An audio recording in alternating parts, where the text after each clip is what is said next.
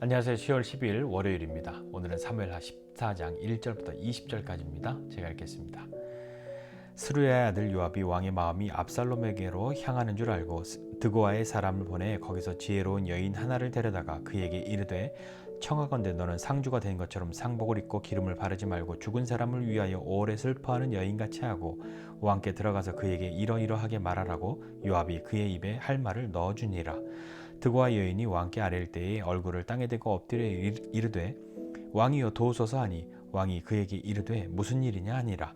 대답하되 나는 친정으로 과부니이다. 남편은 죽고 이 여종에게 아들 둘이 있더니 그들이 들에서 싸우나 그들을 말리는 사람이 아무도 없으므로 한 아이가 다른 아이를 쳐 죽인지라. 온 족속이 일어나서 당신의 여종 나를 핍박하여 말하기를 그의 동생을 쳐 죽인 자를 내놓으라. 우리가 그의 동생 죽인 죄를 갚아 그를 죽여 상속자 될 것까지 끊겠노라 하오니 그러한즉 그들이 내게 남아있는 숯불을 꺼서 내 남편의 이름과 씨를 세상에 남겨두지 아니하겠나이다 하니 왕이 여인에게 이르되 내 집으로 가라. 내가 너를 위하여 명령을 내리리라 하는지라.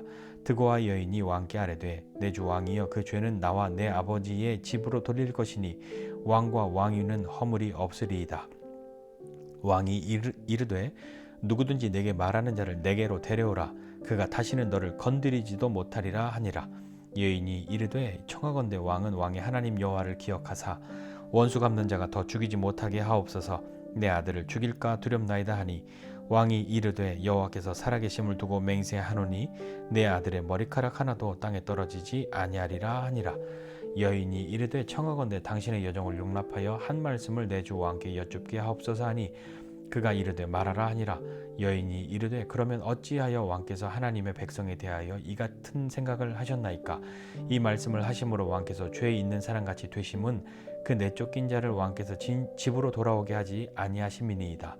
우리는 필경 죽으리니 땅에 쏟아진 물을 다시 담지 못함 같을 것이오나 하나님은 생명을 빼앗지 아니하시고 방책을 베푸사 내쫓긴 자가 하나님께 버린 자가 되지 아니하게 하시나이다. 이제 내가 와서 내 주 왕께 이 말씀을 여쭙는 것은 백성들이 나를 두렵게 함으로 당신의 여종이 스스로 말하기를 내가 왕께 여쭈오면 혹시 종이 청하는 것을 왕께서 시행하실 것이라. 왕께서 들으시고 나와 내 아들을 함께 하나님의 기업에서 끊을 자의 손으로부터 주의 종을 구원하시리라 함이니이다. 당신의 여종이 또 스스로 말하기를 내 주 왕의 말씀이 나의 위로가 되기를 원한다 하였사오니 이는 내 주 왕께서 하나님의 사자같이 선과 악을 분간하심이니이다. 원하건대 왕의 하나님 여호와께서 왕과 같이 계시옵소서. 왕이 그 여인에게 대답하여 이르되 바라노니 내가 네게 묻는 것을 내게 숨기지 말라. 여인이 이르되 내 주 왕은 말씀하옵소서. 왕이 이르되 이 모든 일에 요압이 너와 함께 하였느냐 하니 여인이 대답하여 이르되 내 주 왕의 살아계심을 두고 맹세하옵나니 내 주 왕의 말씀을 좌로나 우로나 옮길 자가 없으리이다. 왕의 종 요압이 내게 명령하였고 그가 이 모든 말을 왕의 여종의 입에 넣어 주었사오니 이는 왕의 종 요압이 이 일의 형편을 바꾸려 하여 이렇게 함이니이다. 내 주 왕의 지혜는 하나님의 사자의 지혜와 같아서 땅에 있는 일을 다 아시나이다 하니라. 아멘. 네, 굉장히 긴 한 장을 다 읽었죠. 네, 월요일입니다. 또 비도 왔고 날도 많이 쌀쌀해지고 하니까요. 건강에 유의하시고 이번 한 주도 각자 자리에서 또 최선을 다해서 삶을 살아가는 우리 모두가 되었으면 좋겠습니다. 스루야의 아들 요압이 이 다윗 왕을 살펴보니까 다윗 왕의 마음에 심경에 어떤 변화가 있는 것 같은 것을 느꼈습니다. 뭐냐면 압살롬을 좀 생각하는 게 이전과 다르다 하는 것을 느꼈던 거죠. 이전과 다르다 하면 무엇이었냐면 이제 암논이 죽은 지도 3년이 지났고 압살롬도 도피 생활 가운데 3년이 흘렀는데 암논이 죽은 그 슬픔은 이제 살짝 사그라드는 때를 만났고 반대로 이 압살롬에 대한 미움은 뭐 여전하였겠지만 그 크기가 점점 줄어들고 이 앞으로의 시간들을 고민하고 생각할 때 다윗 왕이 여러 가지 마음이 들었던 것 같습니다. 그것을 요압이 살펴서 캐치를 한 거죠. 그런데 이 13장, 14장을 이렇게 쭉 읽으면서 다 남자들의 이야기고 피해를 본 사람 다말과 그리고 그 일로 죽은 사람 암논과 그 일로 도피하고 있는 압살롬이 있는데요. 암논은 압살롬에게 살해당했고 압살롬은 외할아버지 집으로 그 나라로 도피 생활을 하고 있고 다말은 어디에 있을까요? 다말의 이야기는 나오지 않습니다. 아마도 처음에 압살롬의 집에 이렇게 처량하게 있었던 그 모습대로 그냥 그렇게 있는 것은 아닌가 하는 생각이 듭니다.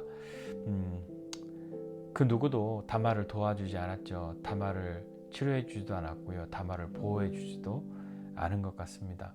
압살롬이 다말을 보호해 주는 것 같았으나 그러나 실상 그는 다말을 보호해 주려고 한 것이 아니라 자신의 야망, 자신의 복수를 이룰 시간을 기다리고 그것을 만들었던 것은 아니었을까요? 아버지 다윗은요, 아무런 것도 하지 않았죠. 그것이 가장 첫 번째 문제였던 것 같습니다. 다윗이 암논을 향해서도 다말을 향해서도 압살롬을 향해서도 아무것도 하지 않았습니다. 아버지로서 해야 할 일을 하지 않았고 그 자녀들을 권징하고 그 자녀들이 돌이킬 수 있도록 기회를 주고 그것을 이끌어야 했는데 그렇게 하지 못했던 것이죠. 징계하지 않았습니다. 벌을 받지 않았습니다. 그리고 그것 때문에 아무도 다말을 제외하고는 그 누구도 손해를 보거나 피해를 본 것이 없는 것 같으니까 그냥 그렇게 넘어가 버린 것은 아니었을까요? 요압이 압살롬이 돌아왔으면 하는 마음이 요압에게는 있습니다. 왜냐하면 압살롬이 돌아와야 이 다음 이 왕 위를 이을 구도를 조금 선명하게 해놔야 자기도 유익하고 유리하고 또 압살롬하고 자기는 관계가 있으니까 친하고 같은 동네 출신이고 또 이 일 때문에 압살롬이 왕이 된다면 그 술에 있는 압살롬을 예루살렘으로 데려온 게 누구야? 나잖아 라고 할 수 있고요.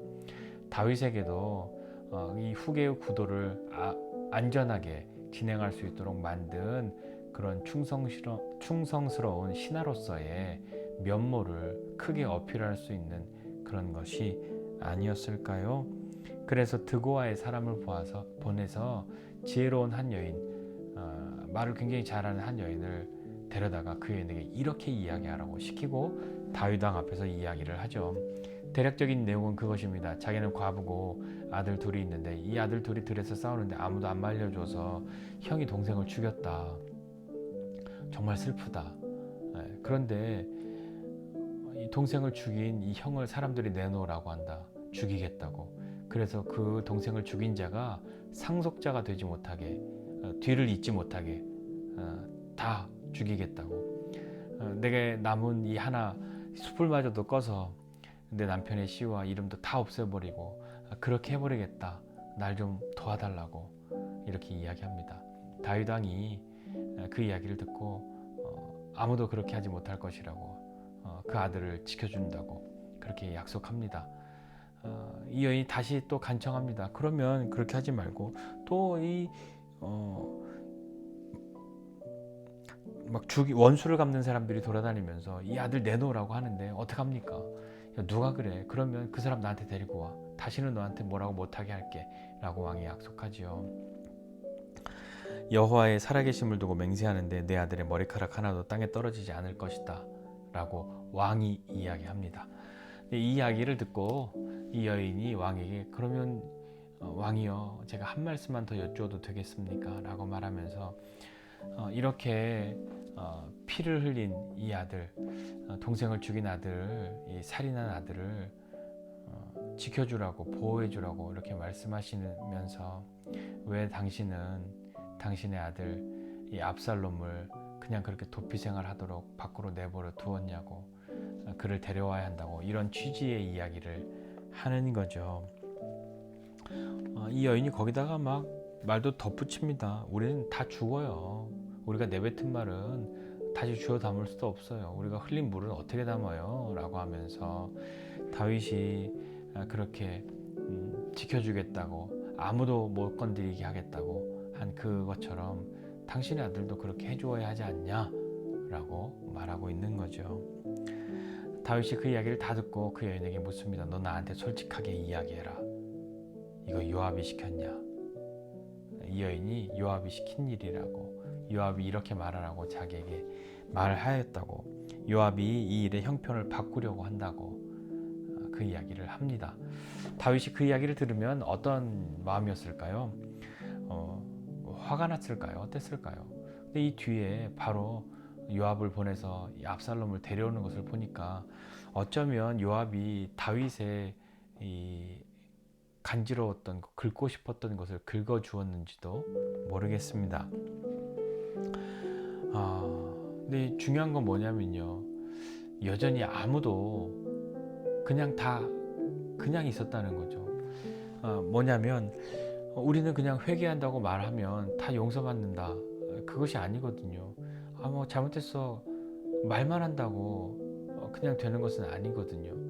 말을 했기 때문에 용서받는 것은 물론 아닙니다만, 그러나 우리가 하나님 앞에 죄를 회개하고 돌이키는 것은 그 정확하게 자신이 죄를 지었음을 아파하고 그 죄로 인하여 하나님을 아프게 하고 사람을 아프게 한 것에 대해서 참회하고 그것을 돌이켜서 하나님으로부터 멀어진 그 마음을 하나님께로 돌이켜서 다시는 죄와 가깝지 않도록 그렇게 마음을 지키려고 하는 것인데, 다윗도 암논도 압살롬도 아무도 그리하지 않았단 말입니다.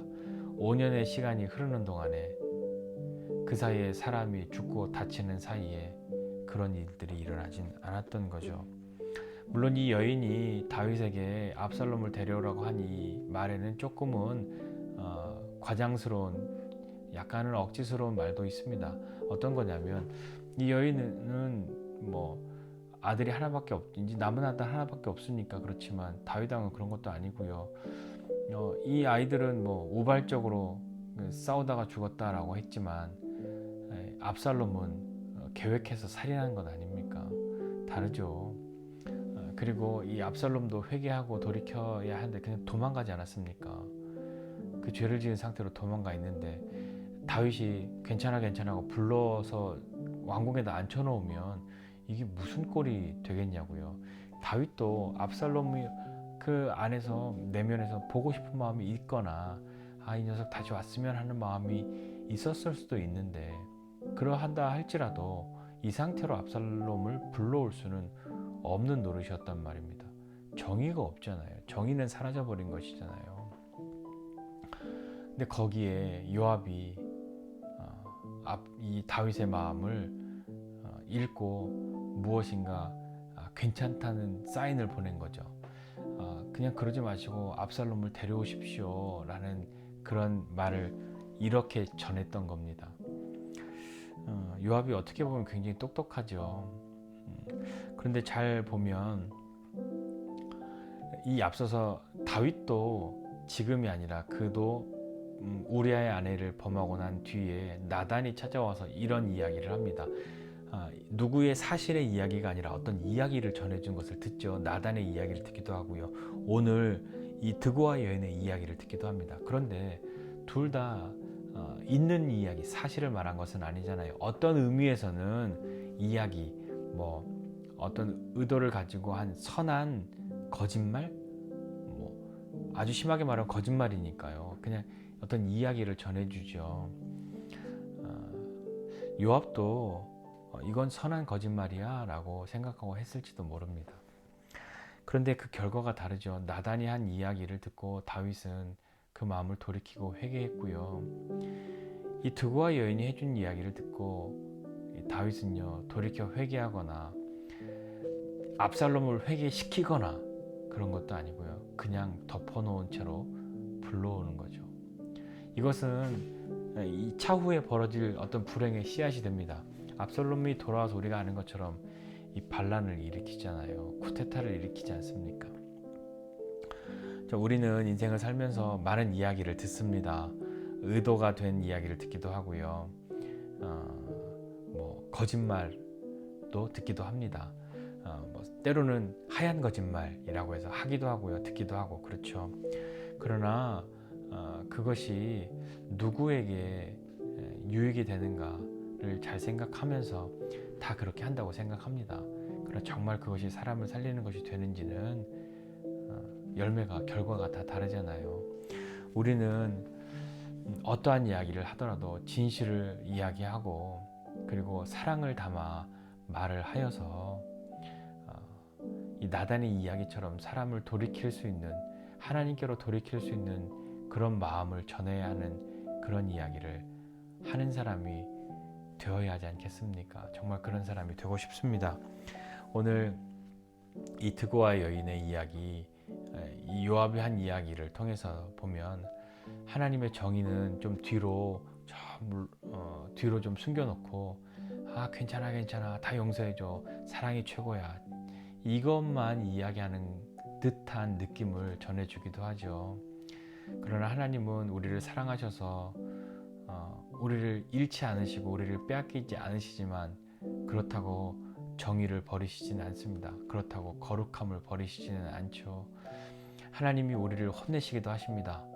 그러나 하나님은 우리를 사랑하시기 때문에 우리를 징계하시고 혼내시고 나면 우리를 버리시는 것이 아니라 우리를 징계하시고 안아주시죠. 그것이 우리를 사랑하시는 하나님 아니십니까? 우리도 자녀들을 징계하고 혼냈을 때 어떻게 합니까? 너 나가 하고 그 아이 다시 안 봅니까? 아니죠. 징계하였어도 안아주죠. 사랑하니까요. 우리는 그 사랑에 기인하고 그 사랑을 힘입어서 하나님께 돌아가야 합니다. 그래야 우리가 정의를 경험하고 거룩함으로 다시 나아갈 수 있는 그 기회를 만나는 것일 테니까요. 이번 한 주간 우리 믿음의 삶을 살아가고 우리가 하는 이야기, 듣는 이야기 많이 있는데 그 이야기들 속에 허탄한 이야기들로 마음 빼앗기지 말고 정말 하나님께로 돌아갈 수 있는 그런 이야기 많이 나누고 또 그런 이야기들만 하는 것이 아니라 실제로 그 가운데서 하나님께로 깊이 나아가는 저와 여러분 모두가 되고 사람을 살리는 저와 여러분 모두가 되었으면 좋겠습니다. 믿음으로 승리하는 여러분 모두 되시기를 주님의 이름으로 축복합니다. 기도하겠습니다. 하나님 아버지, 은혜와 사랑을 감사합니다. 이번 한 주간 우리가 많은 이야기 듣고 많은 이야기 할 텐데 내 이익을 위해서 이웃을 향하여 거짓을 말하는 것 아니라 그 사람을 살리기 위하여서 하나님께로 돌아가는 그런 이야기, 그런 말들을 많이 하는 사람 되게 하여 주시기를 원합니다. 하나님, 그 가운데 진실한 사랑의 마음이 담겨 있어서 정말 그 이야기들을 통해서 하나님께로 돌이킬 수 있는, 하나님을 생각할 수 있는, 다시 한번 하나님께로 나아가고자 하는 마음들을 나눌 수 있는 그런 통로가 우리가 될 수 있도록 은혜를 베풀어 주시옵소서.